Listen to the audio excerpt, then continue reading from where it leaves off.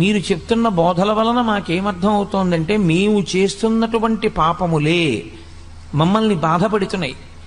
ప్రకృతి యందు దేవతానుగ్రహం లేని స్థితిని కల్పిస్తున్నాయి. కాబట్టి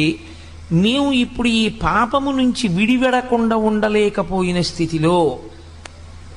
మమ్మల్ని మేము నిగ్రహించుకోవడానికి మీరు ఎంత బోధ చేసినా మా మనసుని మేము మార్చుకోలేకపోతుంటే మేమేం చెయ్యాలని అడిగారు.